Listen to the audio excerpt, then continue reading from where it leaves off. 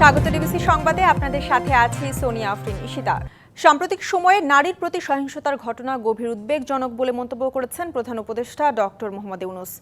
নারীর অর্জনকে স্বীকৃতি দিতে 5 অদম্য নারী ও জাতীয় নারী ক্রিকেট দলকে সম্মাননা প্রদান অনুষ্ঠানে তিনি এমন মন্তব্য করেন। বলেন, নারীর প্রতি সহিংসতা রোধ বর্তমান সরকারের প্রধান এজেন্ডা। আন্তর্জাতিক নারী দিবস উপলক্ষে রাজধানীর ওসমানী স্মৃতি মিলনায়তনে মহিলা ও শিশু বিষয়ক মন্ত্রণালয়ের আয়োজন। এতে অদম্য নারী পুরস্কার তুলে দেন প্রধান উপদেষ্টা ডক্টর মোহাম্মদ ইউনূস। পুরস্কার পেলেন অর্থনীতিতে শরীফা সুলতানা, শিক্ষা ও চাকরিতে হালিমা বেগম, সফল জননী মেরিনা বেসরা, জীবন সংগ্রামে জয়ী লিপি বেগম, সমাজ উন্নয়নে মুহিন মোহনা, বিশেষ বিবেচনায় বাংলাদেশ নারী ক্রিকেট দল। প্রধান উপদেষ্টা তার বক্তৃতায় সাম্প্রতিক সময়ে নারীর প্রতি সহিংসতার ঘটনায় উদ্বেগ প্রকাশ করেন। বলেন, সহিংসতা রোধ করাই বর্তমান সরকারের প্রধান এজেন্ডা। নারীর প্রতি সহিংসতা রোধ সরকারের অন্যতম অগ্রাধিকার। সম্প্রতি মহিলাদের উপর যে জঘন্য হামলার খবর আসছে তা গভীরভাবে উদ্বেগজনক। এটি নতুন বাংলাদেশের যে স্বপ্ন আমরা দেখছি তার সম্পূর্ণ বিপরীত। জুলাই আগস্ট আন্দোলনে শহীদ ও আহত নারীদের কথা স্মরণ করে বলেন, গণ অভ্যুত্থানের সামনের সারিতে থাকলেও সমাজে নারীরা এখনো পিছিয়ে। জুলাই কন্যাদের নেতৃত্ব আত্মত্যাগের কথা আমরা কিছুতেই ভুলে যেতে দেব না। তাই গণ অভ্যুত্থানে অংশ নেওয়া নারীরা বিভিন্ন সময়ে আমাকে তাদের সংগ্রাম ও আশা আকাঙ্ক্ষার কথা জানিয়েছে। আমরা যে নতুন বাংলাদেশ গড়ার স্বপ্ন দেখছি, নারীদের অংশগ্রহণ ও তাদের অধিকার নিশ্চিত করা ছাড়া তা সম্ভব হবে না।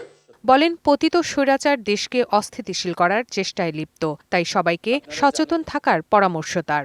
পতিত স্বৈরাচার দেশে নৈরাজ্য সৃষ্টি করতে বিপুল পরিমাণ অর্থ বিনিয়োগ করে যাচ্ছে। আমাদেরকে এখন ততটাই সতর্ক থাকতে হবে যেমনটা আমরা যুদ্ধের মতো পরিস্থিতিতে আছি। অনুষ্ঠানে পুরস্কার প্রাপ্ত নারীরা বলেন, দেশ স্বৈরাচার মুক্ত হলেও নারী নির্যাতন মুক্ত হয়নি, তাই নারী ও শিশু নির্যাতন বন্ধের আহ্বান তাদের। Rifat Tasnova, DBC news, Dhaka. অধিকার, সমতা ও ক্ষমতায়ন, নারী ও কন্যার উন্নয়ন, এই প্রতিপাদ্যে পালিত হচ্ছে আন্তর্জাতিক নারী দিবস। নারী অধিকার কর্মীরা বলছেন, চারদিকে নারীর প্রতি সহিংসতা, মোরাল পুলিশিং এবং নিরাপত্তাহীনতার যে পরিবেশ তৈরি হয়েছে তা বন্ধ হতে হবে। সোচ্চার থাকতে হবে নারীদেরও। এদিকে নারী দিবস সামনে রেখে নারী বিষয়ক সংস্কার কমিশনের প্রতিবেদন জমা দেবার কথা থাকলেও মার্চের শেষ সপ্তাহের আগে তা হচ্ছে না। নতুন রাজনৈতিক বাস্তবতায় নারীর প্রতি সহিংসতা এবং মোরাল পুলিশিংয়ের চিত্র নিয়ে শঙ্কিত নারীরা। জুলাই আন্দোলনে নারীরা জোরালো অবদান রাখলেও পরবর্তী সময়ে বিভিন্ন ক্ষেত্র থেকে তাদের বাদ দেওয়ার বিরুদ্ধেও নারীরা সরব হয়েছেন। রাজপথে বিভিন্ন দাবি দেওয়া নিয়ে তারা বারবার নেমেছেন। বাংলাদেশ মহিলা পরিষদের পরিসংখ্যান বলছে, গত কয়েক মাসে নারীর বিরুদ্ধে সংঘবদ্ধ অপরাধ বা মব সংগঠিত হয়েছে 10টির বেশি। নারী অধিকার কর্মীরা বলছেন, অধিকার, সমতা ও ক্ষমতায়ন নিশ্চিত করতে হলে রাষ্ট্রকে দায়বদ্ধ করতে নারীদের সবসময় লড়াইয়ের ভূমিকায় থাকতে হবে। নারীর দাবিকে গণ্য করতে হবে নাগরিকের দাবি হিসেবে। অন্যতম একটা নিরাপদ, যেটা প্রত্যেক মানুষের আমাদের একটা মৌলিক অধিকার, সেই অধিকার থেকে আজকে আমরা বঞ্চিত হচ্ছি।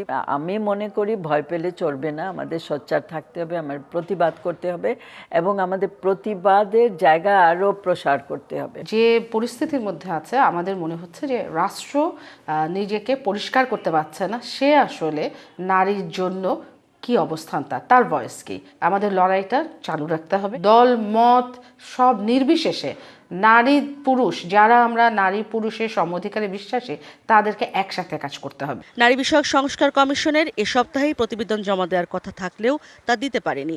তবে নারীর বিরুদ্ধে মব নিয়ে উদ্বেগ আছে বলছেন কমিশনের সদস্যরা। আমাদের অ্যালার্মিং লাগছে যে নারীর প্রতি বিভিন্ন আচরণের প্রেক্ষিতে বিভিন্ন মব তৈরি হচ্ছে। এটাকে আমরা মনে করি যে এটা মারাত্মকভাবে অন্যায় করা হচ্ছে। কারণ আমরা জুলাই আন্দোলন শুধু না, সারা বাংলাদেশের ইতিহাস যদি দেখি, নারীরা সমস্ত সময় সবসময় অগ্রগামী ভূমিকা পালন করে। সব ক্ষেত্রে নারীর অর্থপূর্ণ অংশগ্রহণই নারীর সমতা অর্জনে ভূমিকা রাখবে বলে মনে করেন সাধারণ নারীরা। সম্পত্তিতে নারীর উত্তরাধিকার, অভিভাবকত্ব আইনে নারীর পূর্ণ অধিকার দেয়া, সিরো সনদের যে সমস্ত রিজার্ভেশন রয়েছে সেগুলোতে সাইন করা অথবা বিয়ের বয়স বৃদ্ধি করা, এই সব পেছনে ফেলে এখন নারীকে আবার লড়তে হচ্ছে নিজের ব্যক্তি মর্যাদা প্রতিষ্ঠার জন্য। আজ 8ই মার্চের এই দিনে নারীরা বলছেন তাদের যা কিছু অর্জন আছে তা কিছুতেই বিফলে যাবে না, তা অটুট রাখতে হবে এবং তাদের লড়াই জারি থাকবে। ইশরাত জাহান উর্মি, ডিবিসি নিউজ, ঢাকা।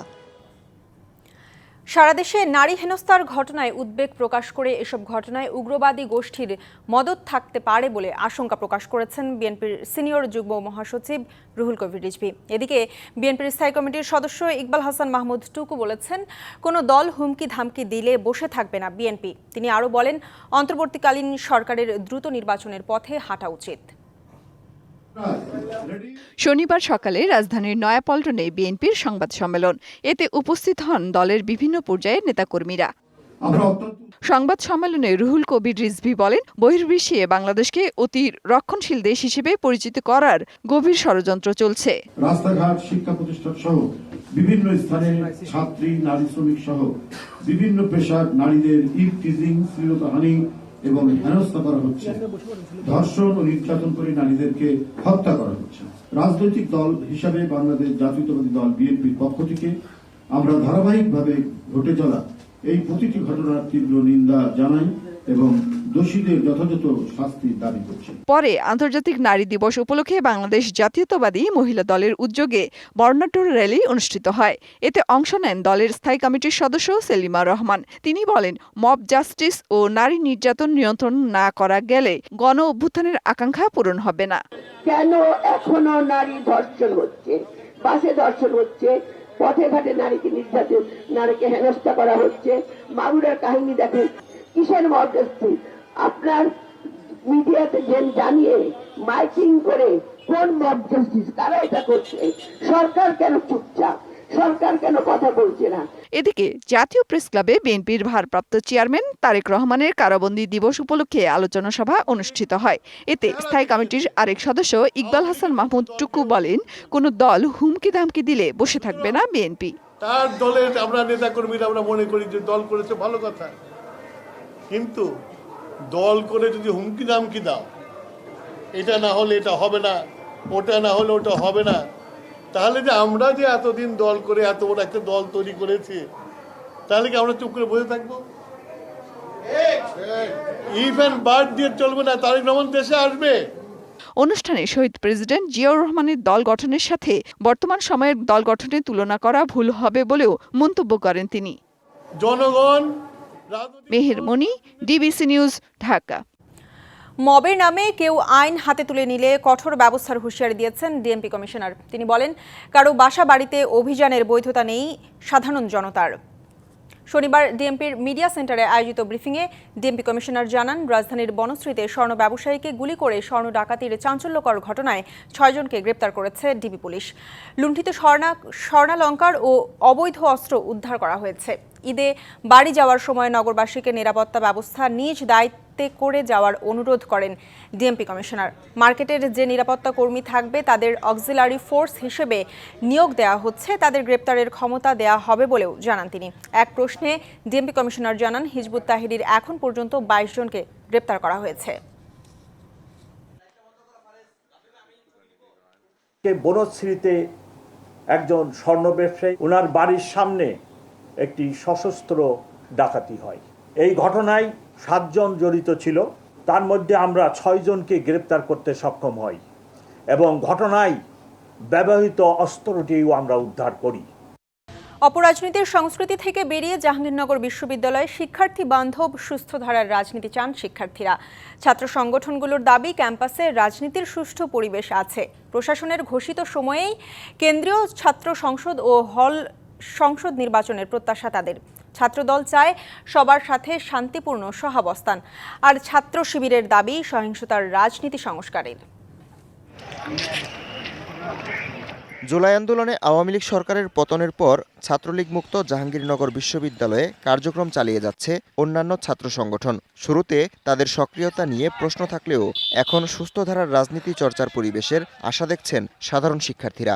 দলীয় লেজভিত্তিক যে রাজনীতি, সেই রাজনীতি চর্চা কিন্তু জাহাঙ্গীরনগর বিশ্ববিদ্যালয়ের আর আমরা সামনে দেখতে চাই না। অপরাজনীতির বাইরে গিয়ে শিক্ষার্থী বান্ধব রাজনীতি করবে। ছাত্রদল বলছে ক্যাম্পাসে ত্রাসের রাজনীতি নেই, সব ক্রিয়াশীল ছাত্র সংগঠনের সঙ্গে শান্তিপূর্ণ সহাবস্থানের জন্য প্রস্তুত তারা। ইতিবাচক ছাত্র রাজনীতি বিশ্ববিদ্যালয় ক্যাম্পাসগুলোতে চালু করা দরকার। তারই প্রেক্ষিতে গণ অভ্যুত্থানের স্পিডকে ধারণ করে ছাত্রবান্ধব ক্যাম্পাস গড়ার লক্ষ্যে সবাইকে নিয়ে আমরা একসাথে কাজ করতে চাই। আর ইসলামী ছাত্র শিবির চায় সহিংসতার রাজনীতির সংস্কার, ছাত্র সংসদ ভিত্তিক শিক্ষার্থী বান্ধব রাজনীতির পক্ষে তারা। ছাত্র রাজনীতি হয় উচিতই হচ্ছে ছাত্র সংসদ ভিত্তিক, কারণ যখন ছাত্র সংসদ ভিত্তিক রাজনীতি না থাকে তখন এই যে অপকর্মগুলো আমরা বিগত 15.5 বছরে দেখেছি, তখন এই অপকর্মগুলো মাথাছাড়া দিয়ে ওঠে। বাম ছাত্র সংগঠনের নেতারা বলছেন জাকসু নির্বাচন ও এর প্রয়োজনীয় সংস্কারে সবাই একমত হলে প্রতিনিধিত্বশীল ও ইতিবাচক রাজনীতি সম্ভব। জাকসুর মধ্য দিয়ে আমরা আসলে যে প্রতিনিধিত্বশীল যে ছাত্র রাজনীতি সেটা আমরা নিশ্চিত করতে পারি। যখন ভোটের ম্যান্ডেট থাকবে তখন প্রতিটা ছাত্র সংগঠনই আসলে ভোট নিশ্চিত করার জন্য শিক্ষার্থী বান্ধব যে দাবি দেওয়া সেটাতেই বেশি মনোযোগ রাখবে। ছাত্র রাজনীতি করা ছাত্রদের একটা গণতান্ত্রিক অধিকার, সাংবিধানিক অধিকার। অর্থাৎ কোনো ছাত্র যদি চায় দেশের জনগণের বিষয় নিয়ে কথা বলবে, দেশের জনগণের বিষয়ে রাষ্ট্রীয়ভাবে অংশগ্রহণ করবে, সেই অধিকারটা তার রয়েছে। ছাত্র সংগঠন গণতান্ত্রিকভাবে প্রত্যেকটা ক্যাম্পাসে প্রকাশ্যে রাজনীতি করবে, সেই রকম ছাত্র রাজনীতি আমরা চাই। আর শিক্ষার্থীদের আশা আকাঙ্ক্ষায় জোর দিয়ে নতুন ধারার রাজনীতি চর্চা চায় বৈষম্য বিরোধীরা। পূর্বের যে ছাত্র রাজনীতির যে সংস্কৃতি ছিল সেই সংস্কৃতিতে আমরা ফিরে যেতে চাই না। আমরা চাই নতুন ধারার রাজনীতি করতে। আমরা চাই যে ডানপন্থীও না বামপন্থীও না, আমরা একটা মধ্যমপন্থ ধারায় রাজনীতি করতে চাই। চলতি বছরের মে মাসের শেষ সপ্তাহে জাকসু নির্বাচন, এমনটা ধরে এগুচ্ছে বিশ্ববিদ্যালয় প্রশাসন। সুষ্ঠু পরিবেশ বজায় রাখতে শৃঙ্খলা মেনে চলার আহ্বান উপাচার্যের। নির্দিষ্ট সময়ে এই নির্বাচনটি করলে শিক্ষার্থীদের স্বার্থ বিষয়ে কথা বলবার জন্য সিনেটে তাদের প্রতিনিধি যেতে পারবে, যেটা হচ্ছে সবচেয়ে গুরুত্বপূর্ণ বিষয়। এবং ভবিষ্যৎ নেতৃত্ব তৈরি করবার ক্ষেত্রে এটা একটি সুস্থ ধারা হিসাবে আমি মনে করি চর্চার মধ্যে থাকা উচিত। টেন্ডারবাজি, চাঁদাবাজি, সিট বাণিজ্য, আধিপত্য বিস্তার ও সহিংসতা থেকে বেরিয়ে ছাত্র রাজনীতি হবে গণতান্ত্রিক পরিবেশে শিক্ষার্থীদের কল্যাণে, এমনটাই প্রত্যাশা সবার। DBC news desk. যে কোনো দ্বিপাক্ষিক সম্পর্কের ক্ষেত্রে যুক্তরাষ্ট্র সবসময় তার নিজের স্বার্থকে প্রাধান্য দেয়। বাংলাদেশেরও উচিত সেই নীতি গ্রহণ করা। আর বাংলাদেশকে ভারতের চোখ দিয়ে দেখা যুক্তরাষ্ট্রের জন্য সঠিক নয়, এমন মন্তব্য করেছেন মার্কিন সাবেক কূটনীতিক জন এফ ডানিলোভিচ। রাজধানীর 20 মিলনায়তনে নতুন ভোরের পথে ঢাকা গণঅভ্যুত্থানের পরবর্তী বাংলাদেশ যুক্তরাষ্ট্র সম্পর্কের নতুন গতিপথ বিষয়ে in conversation with Milam and John বিশেষ সংলাপে একথা বলেন তিনি। এ সংলাপের আয়োজন করে centre for governance studies CGS। অনুষ্ঠানে আরও বক্তৃতা করেন বাংলাদেশে নিযুক্ত যুক্তরাষ্ট্রের সাবেক রাষ্ট্রদূত উইলিয়াম বি মাইলাম।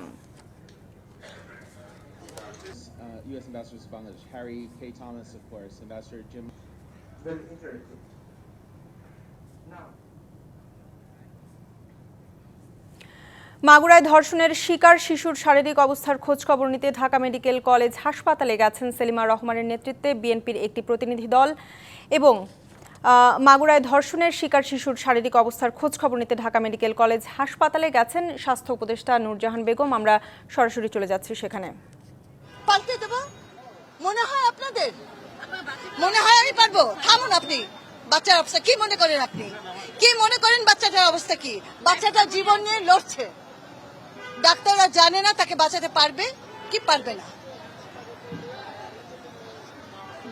কি বলে, ডাক্তার তার কাজ করছে, এই যে তরুণ ছেলেমেয়েরা তাদের প্রতিবাদ করছে। আমি আমার জায়গা থেকে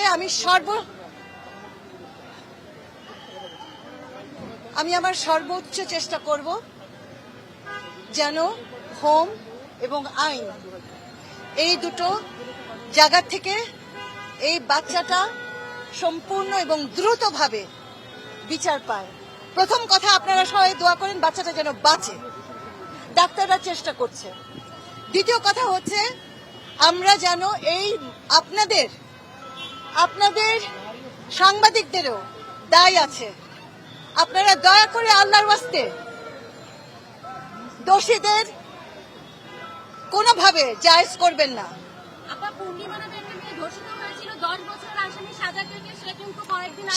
সেটা আমি জানতে পেরেছি। হ্যাঁ, আপনি একদম ঠিক বলেছেন। এবং সেখানে আমাদের সিস্টেম ওয়ার্ক করছে না।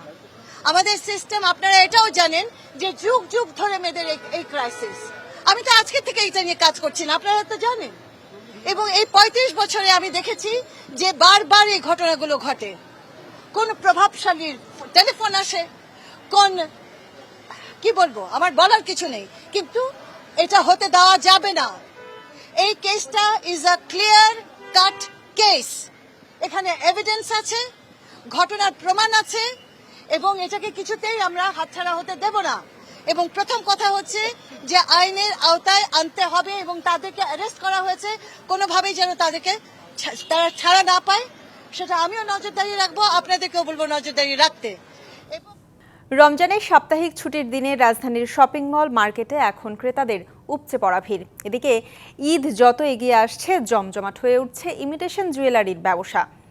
দাম খানিক বেশি, তবুও পছন্দের জুয়েলারি কিনতে অলংকারের দোকানে ভিড় করছেন নারীরা। আসছে ঈদ উল ফিতর, মুসলমানদের ধর্মীয় বড় এই উৎসবকে ঘিরে তাই নান্দনিক বুননের পোশাকে নিজেকে ভিন্নভাবে উপস্থাপনের আপ্রাণ চেষ্টা করেন নারীরা। তাই তো রমজানের শুরু থেকেই কাপড় সেলাইয়ের দোকানগুলোতে দেখা যায় নারীদের উপচে পড়া ভিড়। এবারের ঈদে গতানুগতিক রেডি ড্রেসের বাইরে নিজেদের পছন্দসই ও ভিন্নধর্মী ডিজাইনের ড্রেসকে প্রাধান্য দিচ্ছেন নারীরা।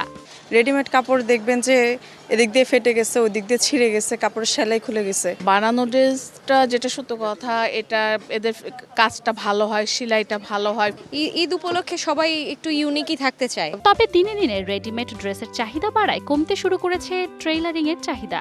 বাইরের ক্লায়েন্টগুলো আসে, তো ওনাদের আমাদের কাছে মাপ আছে বা আমাদের সাথে পরিচয় আছে আজ থেকে 15-20 বছর আগে, ওই ক্লায়েন্টগুলোই আসে। এদিকে সারা বছর কম হলেও ঈদে ভালো ব্যবসা হবে বলে আশাবাদী দোকানিরা। ঈদের অর্ডার 20 রমজান পর্যন্ত আমরা অর্ডার নেই, তাহলে 600 টাকা থেকে 3200, আপনার 2500, 3000 এরকম একটা প্রাইস আসে। সারাটা রমজান মাস জুড়ে দিনরাত ব্যস্ত সময় পার করে কাটিয়ে দেন দর্জিরা।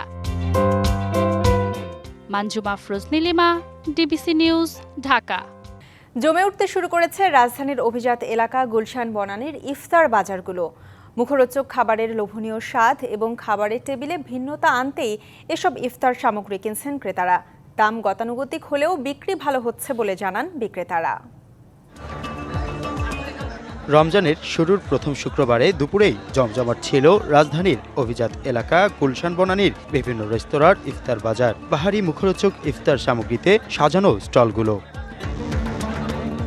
নানা পদের খাবারের লোভনীয় স্বাদ ও ইফতারিতে ভিন্নতা আনতে ক্রেতারাও ভিড় করেন দুপুর থেকেই। কেউ কেউ একা আসলেও অনেকেই এসেছেন সপরিবারে। রোজার সময় হলে স্টারে একবার দুইবার আসা হয়। পেঁয়াজু, জিলেপি, হালিম, আলুর চপ, কাবাব ছাড়াও ছিল নানা ভিন্ন স্বাদের খাবার। তবে খাসির কলিজা, লেগ রোস্টের প্রতি চাহিদা বেশি বলছেন বিক্রেতা। চিকেন টিক্কা, বটি কাবাব, খিরি কাবাব, বিফ শিক, এগুলো আকর্ষণীয় খাবার। নামি দামি রেস্তোরাঁর বাইরেও বনানীতে রাস্তাতেও বসে জমজমাট ইফতারের দোকান। হরেক রকম খাবারের পসরা সাজিয়ে বিক্রেতাদের হাঁক ডাকে মুখরিত ছিল ওই এলাকা। বাংলাদেশের ইফতারের যে নিজস্ব কৃষ্টি আর সংস্কৃতি তৈরি হয়েছে, তাতে থাকে সবার অংশগ্রহণ। বন্ধু আর পরিবার পরিজন সবাইকে একত্র করে এক সূত্রে গাঁথে ইফতার। তাই যার যার সামর্থ্য অনুযায়ী সবাই চায় ইফতারের আয়োজনটা হোক বর্ণাঢ্য। আসিফ পান্থ, ডিবিসি নিউজ, ঢাকা। বাংলাদেশ, ভারত ও পাকিস্তানকে নিয়ে ত্রিদেশীয় সিরিজ আয়োজনের চেষ্টা করছে বিসিবি। এছাড়া এবছরের জুলাইয়ে পাকিস্তান ক্রিকেট দলের বাংলাদেশ সফর চূড়ান্ত করা হয়েছে বলে জানিয়েছেন বিসিবি সভাপতি ফারুক আহমেদ। বিসিবিতে সাংবাদিকদের এসব কথা জানান ফারুক আহমেদ। এরকম কোনো কিছু হয় নাই ট্রাই নেশনের ব্যাপারটা, বাট আমরা আলাপ করেছি। আপনি জানেন যে এরকম আইসিসির ইভেন্টগুলোতে যখন আইসিসি থেকে ডিরেক্টরদের ইনভাইট করা হয়, প্রত্যেকটা দেশের ডিরেক্টররা আসে একসাথে খেলা দেখে। পাকিস্তান অলরেডি আমাদের বলেছিল যে তারা আমাদের এফটিপির বাইরে একটা ট্যুর আমাদের দেশে আসবে, এবং অত্যন্ত টাইট স্কেজুলের মধ্যে একটা ছোট্ট একটা ট্যুর হতে পারে। সেটা হলো গিয়ে আপনার জুলাইয়ের দিকে। ডিবিসি সংবাদে এই ছিল এখনকার মতো। ডিবিসি নিউজের সংবাদগুলো পড়তে ভিজিট করুন dbcnews.tv আর ভিজিট করুন ডিবিসি নিউজের ফেসবুক পেজ এবং ইউটিউব চ্যানেল। ডিবিসির সঙ্গে থাকুন।